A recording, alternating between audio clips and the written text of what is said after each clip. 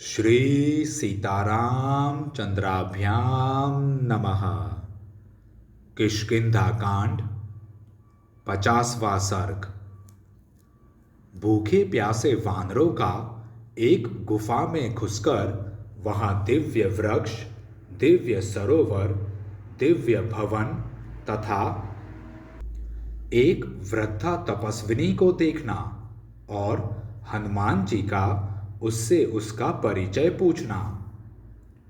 हनुमान जी तार और अंगद के साथ मिलकर विंध्यगिरि की गुफाओं और घने जंगलों में सीता जी को ढूंढने लगे।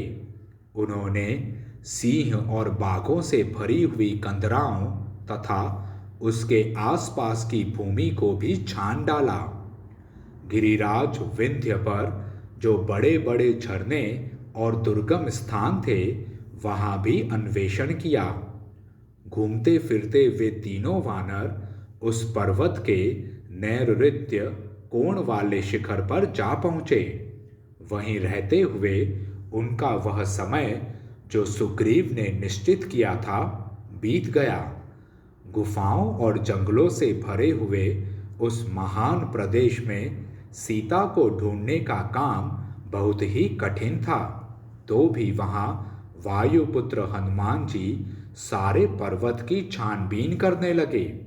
फिर अलग अलग एक दूसरे से थोड़ी ही दूर पर रहकर गज, गवाक्ष, गवय, शरभ, गंधमादन, मैंद, द्विविद, हनुमान, जांबवान, युवराज अंगद तथा वनवासी वानर तार, ये दक्षिण दिशा के देशों में जो पर्वतमालाओं से घिरे हुए थे, सीता की खोज करने लगे।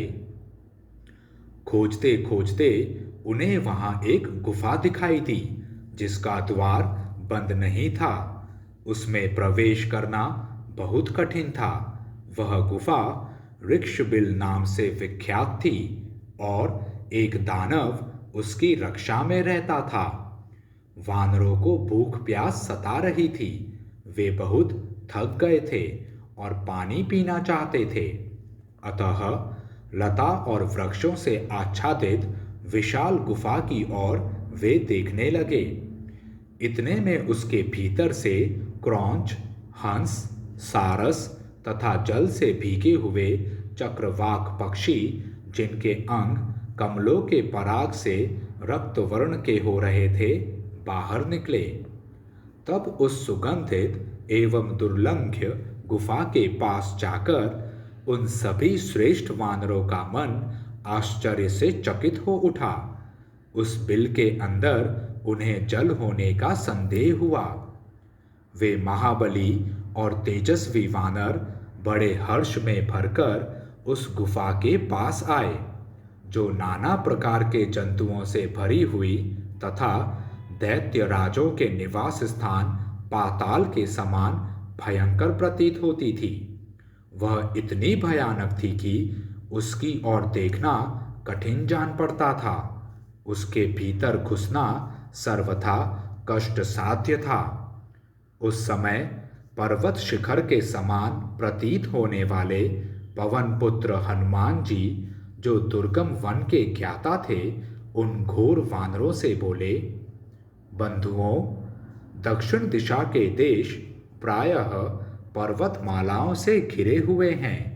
इनमें मिथिलेश कुमारी सीता को खोजते खोजते हम सब लोग बहुत थक गए, किंतु कहीं भी हमें उनके दर्शन नहीं हुए।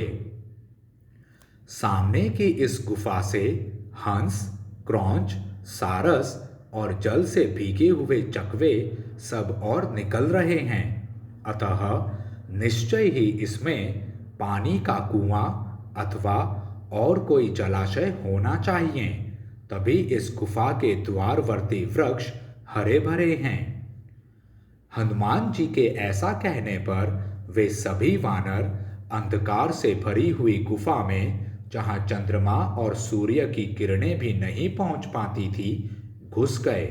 भीतर जाकर उन्होंने देखा, वह गुफा रोंगटे खड़े कर देने वाली थी।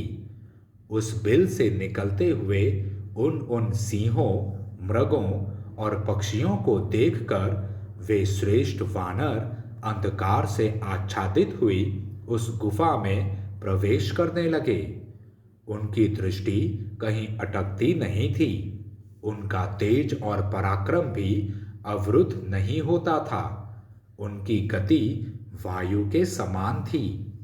अंधकार में भी उनकी दृष्टि काम कर रही थी। वे श्रेष्ठ वानर उस बिल में वेगपूर्वक घुस गए। भीतर जाकर उन्होंने देखा वह स्थान बहुत ही उत्तम, प्रकाशमान और मनोहर था। नाना प्रकार के वृक्षों से भरी हुई उस भयंकर गुफा में वे 1 योजन तक एक दूसरे को पकड़े हुए गए। प्यास के मारे उनकी चेतना लुप्त सी हो रही थी।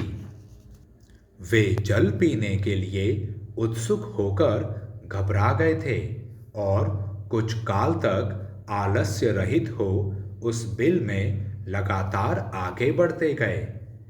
वे वानर वीर जब दुर्बल, खिन्न वदन और श्रांत होकर जीवन से निराश हो गए, तब उन्हें वहां प्रकाश दिखाई दिया। तदंतर उस अंधकार से प्रकाशपूर्ण देश में आकर उन सौम्य वानरों ने वहां अंधकार रहित वन देखा, जहां के सभी वृक्ष सुवर्णमय थे और उनसे अग्नि के समान प्रभा निकल रही थी। साल, ताल, तमाल, नागकेसर, अशोक, धव, चंपा, नागवृक्ष और कनेर, ये सभी वृक्ष फूलों से भरे हुए थे। विचित्र सुवर्णमय गुच्छे और लाल लाल पल्लव मानो उन वृक्षों के मुकुट थे। उनमें लताएं लिपटी हुई थी तथा वे अपने फल स्वरूप सुवर्णमय आभूषणों से विभूषित थे। वे देखने में प्रातःकालिक सूर्य के समान जान पड़ते थे। उनके नीचे वैदुर्य मणि की वेदी बनी थी।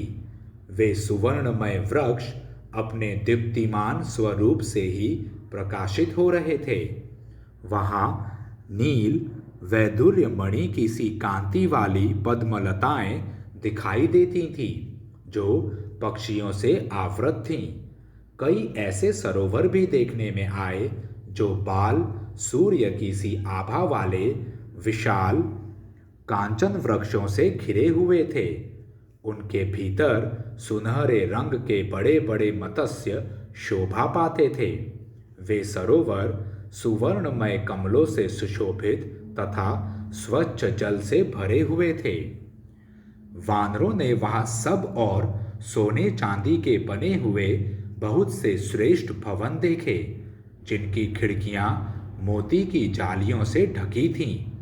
उन भवनों में सोने के जंगले लगे हुए थे। सोने चांदी के ही विमान भी थे। कोई घर सोने के बने थे तो कोई चांदी के। कितने ही ग्रह पार्थिव वस्तुओं, ईंट, पत्थर, लकड़ी आदि से निर्मित हुए थे। उनमें वैदुर्य मणियां भी जड़ी हुई थी। वहां के वृक्षों में फूल और फल लगे थे। वे वृक्ष मूंगे और मणियों के समान चमकीले थे। उन पर सुनहरे रंग के भौरे मंडरा रहे थे। वहां के घरों में सब और मधु संचित थे। मणि और सुवर्ण से जटित विचित्र पलंग तथा आसन सब और सजाकर रखे गए थे, जो अनेक प्रकार के और विशाल थे।